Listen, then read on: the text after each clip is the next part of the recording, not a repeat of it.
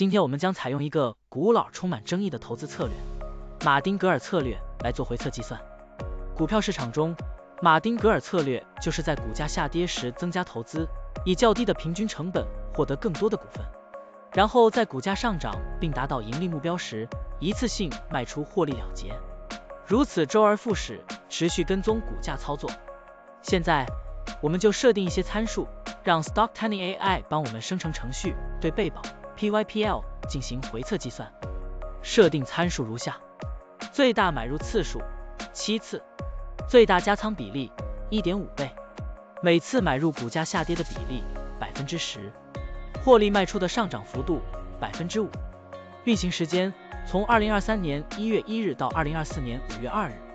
交易手续费设定为 0.10%。好了，按照上面的设定，程序运行的结果是：累计交易21次，期末持仓价值103611.76元，盈利 3.61%。相比持仓不动，多盈利 13.80%。可以看到，橙色的持仓价值曲线比股价曲线更平缓。我们换一组参数，再尝试一下。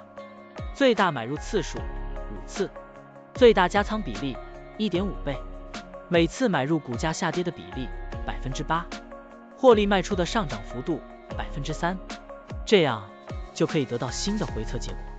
累计交易31次，期末持仓价值11,175.10元，盈利 10.18%。相比持仓不动，多盈利 20.37%。股票的波动特性不一样，盈利效果就不同。参数设定不同，盈利效果也会不同。怎样找到最优的组合呢？请评论区留言，让 Stocktiny AI 来帮助你。股票调优 AI， 利用 AI 技术赋能您的股票选择与操作。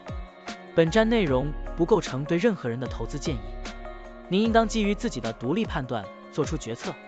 扫描二维码获取文字稿，欢迎点赞、评论、转发。